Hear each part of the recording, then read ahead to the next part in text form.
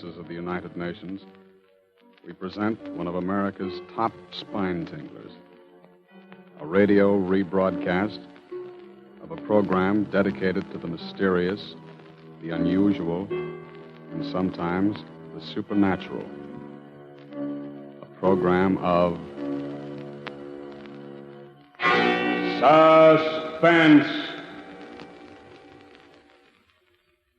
This is the truth. Do you understand? The truth. It must be the truth. It has to be.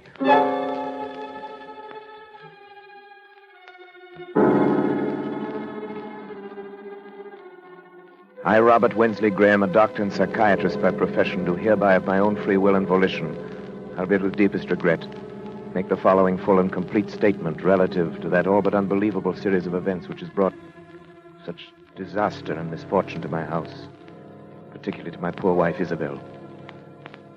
It had its beginning, properly speaking, some 2 months ago, to be exact, on the evening of July 25th.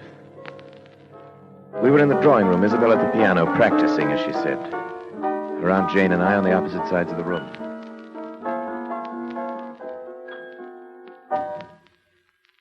Isabel, what's the matter? I don't know. I can't seem to keep my mind on anything anymore, even my music. Nerves. Nerves. Isabel. Yes, Robert. I don't wish to distress you, but it's been going on for quite a little while now. It's not getting any better. I know. Let's not discuss it, shall we? You should let me prescribe treatment for you. I could prescribe something for her. You can do remarkable things now with just the common old drugs under proper control. Drugs. It's not drugs that she needs. It's to get out of this house for a while. It's to get back to the concert stage where she belongs.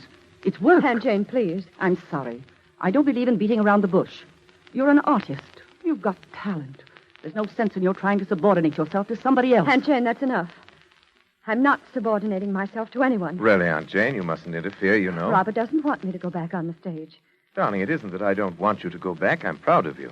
You know that. It's only because I know that going back to a professional career in your present mental condition would be terribly harmful. I know, Robert. I know, you're right. Oh, after all, I'm a doctor. It's my business to know these things. I get it. Probably the hospital. Hello? Yes, it's Dr. Graham. Oh, yes. It's for... Who? Huh. Well, when would you like to see me? All right. Fine. No trouble at all. Very well, I'll be expecting you. Goodbye. Isabel, good heavens. Who do you suppose that was? Who? Roger Holcomb. Do you remember the case? Roger Holcomb? I remember it.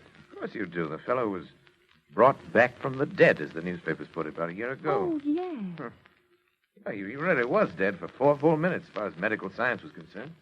Then Bates brought him around. It was 9 days' wonder at the time. Well, what does he want to see you I about? don't know. Something to do with his experience, obviously. He was in a terribly agitated state. Poor fellow had been walking up and down in front of the house for an hour trying to get up courage to ring the bell.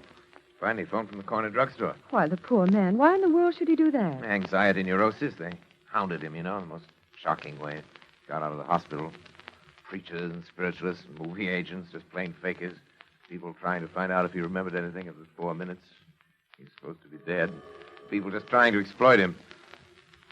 Oh, must be Holcomb now. Take him into the office.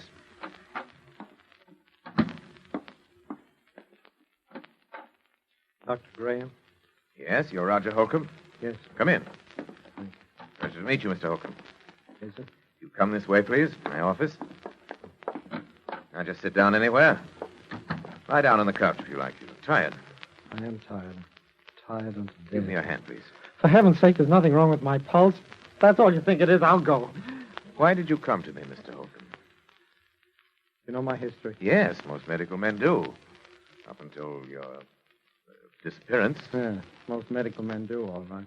Then they tell me I'm crazy. Do you think you are, Mr. Holcomb? Oh, I see. You're like all the rest. Let go of me, please. Just a minute, Mr. Holcomb. You came to me for advice. For treatment. I suggest you tell me your story. Well, I was told you specialize in strange cases. Things that other men can't explain. And that's true in a way. You know what happened when I got out of the hospital. Yes. followed me, questioned me, hounded me day and night, trying to find out if I remembered anything, if I'd experienced anything beyond the grave. Yes, I remember that. Well, then you remember that my answer was always the same. That I remembered nothing. That I knew nothing. Well, I was wrong. Oh? What did you experience during those 4 minutes? I don't know. But it must have been something. Something I don't even dare to think about. How do you know this? Well, it happened the first time on a boat trip, which I'd taken to recover my health. I found myself chatting with a woman who was seated at my table in the dining saloon. She found occasion, as such women often will, to mention her age. She said, after all, I'm not yet 40. And then it happened. What happened? Well, from somewhere came crashing into my mind a certain knowledge of the exact day and year of that woman's birth. And with it, a compulsion to speak out. A compulsion which I could no more have resisted than I could have resisted breathing. I said, Madam, you were born in May, weren't you? May 30th. And she looked at me in utter astonishment. We'd never even seen each other before in our lives. And said, yes. And then I added the date, the year 1900. See, she was well over 40. She'd lied to me. Innocent enough thing, but I had known the truth.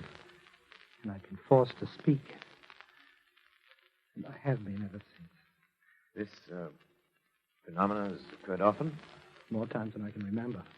Every time a direct lie, no matter how trivial, is uttered in my presence, I suddenly know the answer to that lie. I know the truth. And I'm compelled to speak it. And this condition has existed only since your... Since my 4 minutes beyond the grave, yes. Quite. It's as though, in that brief time, I glimpsed eternity. As if I'd seen revealed all truth of all the ages. I can never tell you how horrible that seems. I found that men, even the most honest of men, live by lies. Tell me, you have a family, friends who are understanding? Oh, for heaven's sake, Doctor, don't you understand what this has done to me? Yes, I had a family and friends, a girl I was going to marry. Today I'm an outcast, pariah. I'm shunned, feared. I'm hated. Yes, hated. Mr. Holcomb. Mr. Holcomb, I believe that this condition is very real to you. Causes you very real anguish. I want to help you. Do you think you can? I'm confident that I can. Suppose you could arrange to stay with me here at my home for a matter of weeks or months, if necessary. Well, I'll do anything. Good. Anything in the world to be a normal man again, but... But what? Dr. Graham, I can see that you still don't believe me. Oh, no. I beg of you. You don't know the terrible responsibility I'd be to you. I'd be like a spy, like some inexorable prosecutor from another world. Mr. Holcomb, let me worry about that. All right. Is there anyone else in your household who might object? Oh, no, there's only my wife and her aunt. You have your own quarters. Be quite comfortable, I assure you. I'm sure I'd be. It's a lovely house, but I've seen of it. Yes, I'm rather lucky. I'm interested in research primarily. Not much money in that, you know, but a couple of years ago I came into quite a nice inheritance. House went with it. What is it? What's the matter? The inheritance was not yours. It was your wife's. The house is your wife's. You were penniless.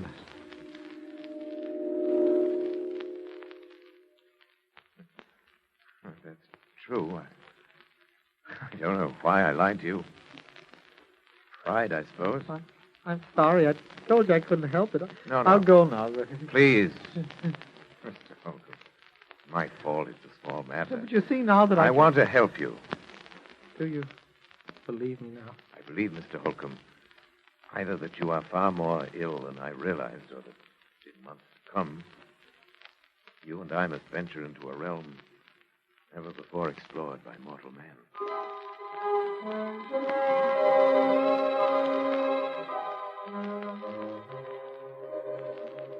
It was utterly fantastic, and yet it was true. I checked the facts again and again. He could not possibly have known, and yet he knew. Could you imagine what this meant to a man of science? If I could fathom the depths of Roger Holcomb's mind, I could make a contribution to the body of scientific knowledge absolutely without parallel in modern times. I'd be more famous than Pasteur or Ehrlich. There remained the problem of Isabel.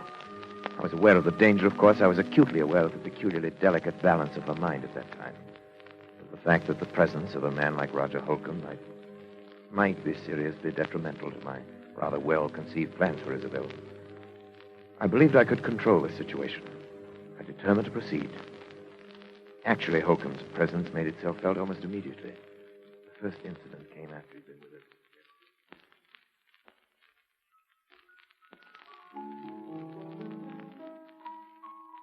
Isabel, please stop that playing and listen to me. Aunt Jane, you know Robert has said I mustn't talk about it, that it's bad for me. I don't care what Robert said. But he's my doctor and my husband. And I'm not sure that he should be either. Aunt Jane, I don't know much about psychiatry, but I do know that making trouble between a husband and a wife... I'm not making anything that isn't there already, and you know it. Good heavens, girl. Look at yourself. Look what's happened to you since your marriage. I've been sick. He's made you sick. That's ridiculous. Maybe it's just that he's afraid of losing you. Maybe he's even afraid of losing your money. But I'm absolutely convinced that whether he's meant to or not, he's made you believe there's something the matter with you that isn't. Aunt Jane, I simply forbid you to talk this way. And now he brings this psychopath into the house. And don't bring Roger into it. He's Robert's patient. It's Robert's work, and it's none of our business. What about your own work? It doesn't matter. Doesn't matter? Aunt Jane, you simply don't understand. Robert is my husband. I trust him and I love him. Nothing can ever come between us. I'd destroy anything. I'd kill anyone who tried. Isabel, do something before it's too late. Do what? Get away. Leave him. Divorce him. Anything. Oh, I hope we're not interrupting. Of course not, darling. Hello, Roger. Hello, Isabel. Good afternoon. How are you feeling, Roger? I'm better, I think. I think it would be better if we didn't discuss our states of mind, Isabel. Oh, of course, I'm sorry. Well, would you like me to play something for you? You know, I think I'm beginning to get the feel of it again. Really, I do. You're sure we haven't interrupted some conversation? Of course not. We were just discussing how helpful you've been in getting Isabel back to her work again. Roger. No. No, you were not. You were telling Isabel to divorce her husband.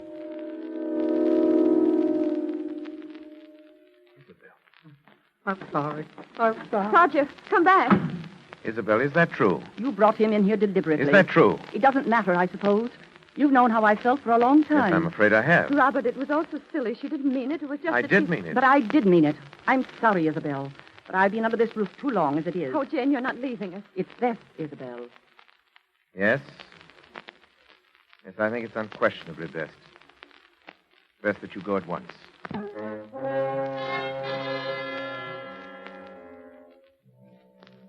She left us, of course. I'd always believed that Jane exercised an unfortunate influence over Isabel. I did not dream it had reached such a point as this. Yet this incident gave me my first insight into the relationship which was destined to develop between Isabel, Roger, and myself. The first and most obvious result was that within a matter of weeks, Isabel was to lose every friend she had. We became further estranged as each day passed. It was difficult to speak of even the most casual things with this strangely terrifying specter of truth, always at our elbow. The situation reached its inevitable climax the evening that Leopold Sarinsky, the famous conductor of the Los Angeles Symphony, was to call on Isabel with a view to resumption of her professional career under his auspices. I gave a great deal of thought to that evening. It had to be handled with a great... Robert, you will help me, won't you? Of course I will, darling. I don't know whether you realize how important it is to me. I have nothing but the music now. I've been working so hard. Playing sometimes half the night Yes. while you were asleep. I've heard you. Sometimes it seems that the piano's all that's helping me to keep my sanity. My darling, I want you to let me prescribe something for you. It's time we face this thing, your trouble, I mean. Robert, does he have to have dinner with us tonight? Roger? Isabel, you know how I stand on that. Oh, yes, but just Now, this one. Even once, Isabel, keep him in his room like a spoiled child when we have guests. Isabel, it might undo everything I've accomplished in weeks. Oh, of course. You're right. But, Oh, Roger, come in. Robert, I was wondering if I mightn't be excused just tonight. Oh, you're having dinner with us, Roger. Must I? You know you must, Roger, and you know why. Why, Roger, don't you want to meet the great Leopold Surinsky? He's really a wonderful person. Yes, indeed, I would very much. You know, I made my debut with him in 1934. I did a concert with him every year until I... Isabel was very talented, you know. I was? I am. Oh, Roger, I'm going to play with him again. He wants me to open the season in November. Can you imagine what that means to me? I'm so glad, Isabel. And Robert has finally given his consent. Haven't you, dear? I'm sorry. What was it you said, Isabel? I said you'd given your consent to my playing with Surinsky. Why, Isabel, you know I don't want you to think that I'd ever stand in your way. I know, dear. Roger, I'll do the Emperor Concerto, and you will come to hear me. You do want to, don't you, Roger? Please, Isabel, don't ask things of me that can't... What's the matter?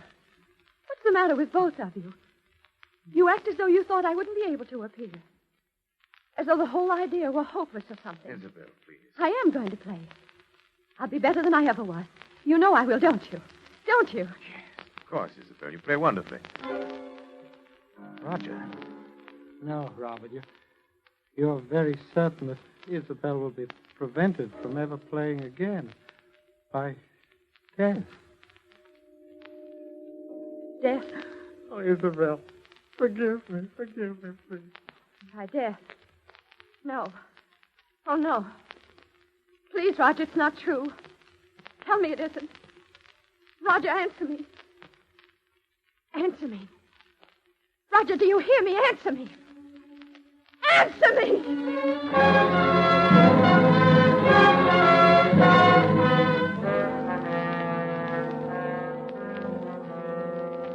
When Surinsky arrived, I told him it'd be quite impossible for Isabel to leave her room.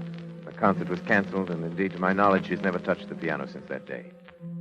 By now, to even the most casual observer, it must appear only natural that Isabel had every motive for a desperate, almost paranoid hatred of Roger Holcomb. This much was clear to me.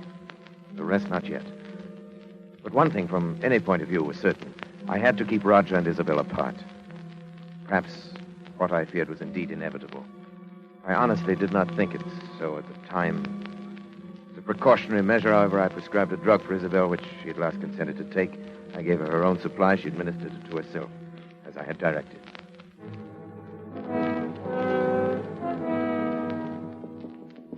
Roger? Roger?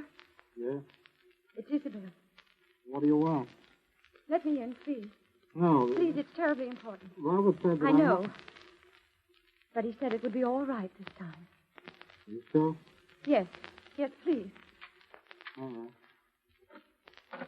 Now, what do you want? I want to talk to you, that's all. What about it that's so important? Roger, why don't you ever leave your room anymore? Can't you guess? Do you think I hate you? Isabel, I don't know what to think anymore. You do, don't you? I warned him. I told him it would happen. Now I'm going mad up here thinking of the anguish I've caused you. But, Roger, I don't. You must believe me. I know what it's been like for you having me here, Isabel. Roger, you see, for the first time in my life, I think my husband is wrong about something. Wrong? Yes. Don't you see? He's been worried about both of us. And so this distrust has grown up between us. Well, I don't distrust you, Isabel. You've been more wonderful to me than I But you're say. you're afraid of me. And that amounts to the same thing. And it's bad. For the both of us. It's hurting both of us. Well, I've often felt I wanted to talk to you, to beg your pardon. Oh, you don't have to do that. We're both sick. But I think if we saw each other sometimes, if we talked the whole thing out, it would help us both. Well, does Robert think so, too? No. Then he didn't tell you it was all right to see me. No. I lied to you. You what? I lied to you. You liked him. And it didn't happen. Isabel, don't you see? I am getting well. It didn't happen. I know. I don't think it does happen anymore. Except with Robert. With Robert? What makes you think I don't know. Something about the way he acts. The way he is. Oh, but Isabel, he is curing me. Then perhaps you shouldn't have come No, up with... no, don't you understand? We must see each other. We must talk. No, listen. Isabel. Robert, something's happened that I must tell you Please, about. you're completely overwrought. Oh, but Robert, if I you must want- insist. Isabel, why did you do this? I'm You have to have sorry. a sedative right away. Isabel, get the bottle from your room. Mine? Yes, please, hurry. All right. Robert, she lied to me. Yes, I know. But, Roger, I must absolutely forbid you to talk now. You must trust me. All right, but later I want to have a long talk with you. Of course we She lied. shall. Here it is. I brought my hypodermic, too. I'm glad you did. The other one's mislaid somewhere. Will you give it to him, please? I? Yes, I'm sorry, but this has upset me rather badly. My hands are shaking. Robert, I'm terribly sorry. No matter now. Give him the hypodermic in the upper arm. That's right. There. Thank you. Leave us now, please, Isabel. All right. How are you feeling now, Roger? Well, I'm fine, Robert. I think I'm better than I've been in months. I know you're better. That's why I was so upset to see you. Why, Robert? Can't tell you all my reasons now, but you must trust me and believe in me. Oh, I do, but... Only that I'm afraid for your health. Roger. No. You're afraid of murder. What? Murder. Roger, listen to me. Roger. Murder. Roger, what are you talking about? Roger. Roger!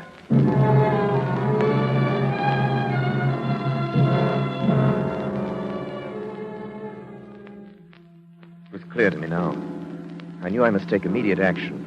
I knew that the most terrible consequences might result if Isabel were alone with Roger, even for a moment. But he knew that he'd said so. There was no other explanation. I thought it through most carefully. And yet no plans are perfect. No man is infallible.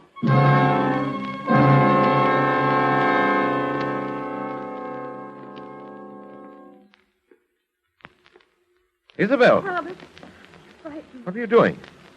Nothing. Don't lie to me, Isabel. I'm not. I You was were coming from Roger's room. No.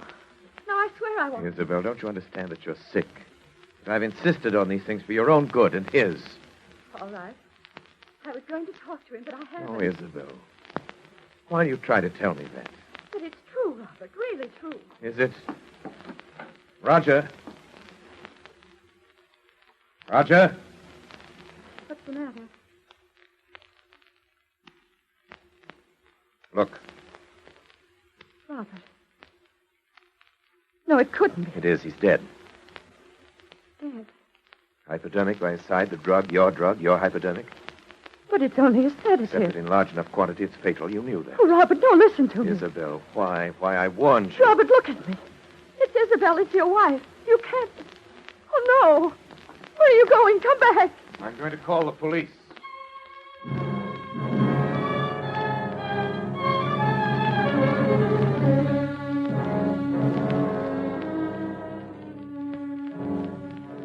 It was perhaps the most terrible decision a man ever had to make, even though it did come not as a shock to me, even from my point of view as a scientist. It was terrible enough. Yet it had to be done, and I had done it. I did not speak to her as we waited, and she made no further attempt to appeal to me. She seemed utterly stupefied, perhaps as a result of the drugs she'd herself been taking. Perhaps because she suddenly realized she was hopelessly trapped. Police arrived, I told the story with as little emotion. Yes, there are fingerprints all right on both the bottle and Those the would be hypodermic. my wife's, of course. They both belong to her. Is that true, Mrs. Graham? Yes. Dr. Graham, do I understand then that you are formally charging your wife with the murder of Roger Holcomb? Well, you could hardly expect me to do that, could you? I'm simply telling you the facts. Yes, but you said she hated Holcomb, and you knew it. My wife has been mentally ill for some time. There are many people who can testify to that. You plead insanity, of course. Dr. Graham, I can't tell you how sorry I am, but the things you have told me add up to only one thing, as you yourself obviously recognize. Yes. Your wife, Isabel Graham, murdered Roger Holcomb. What did you say? I said your wife, Isabel Graham, murdered Roger Holcomb. No. I murdered him.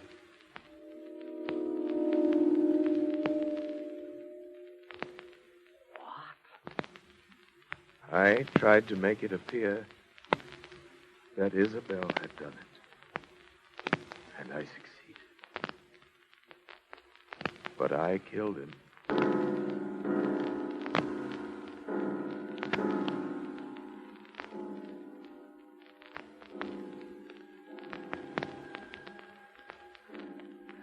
No plans are perfect. No man is infallible. Yes, I killed Roger Holcomb. And he himself revealed the truth. I'd planned to dispose of Isabel for many months. I'd never loved her. I'd loved only science. I wanted her money, and Holcomb found it out. That was the risk I ran. But any chance lie in his presence, either by Isabel or myself, bring out the truth, and it did. I had no alternative once he'd discovered that but to kill him. It's easy enough to throw the blame on Isabel. I had not counted on that terrible compulsion for the truth. That strange affliction of Roger Holcomb's and its power over me. Did it transfer itself at his death to me? Or was it conscience?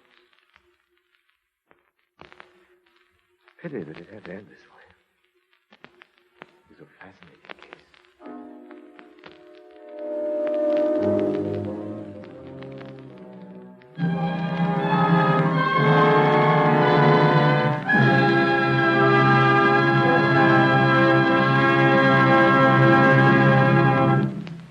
And so closes Lazarus Walks, starring Orson Welles.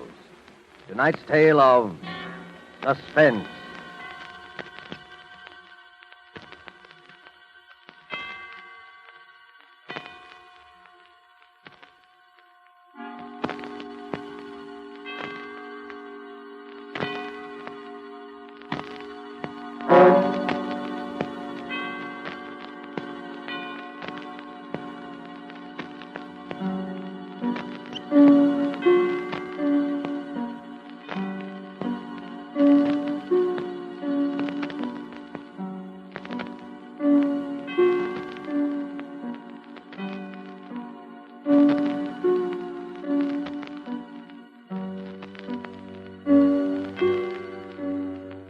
This rebroadcast is a presentation of the Armed Forces Radio Service.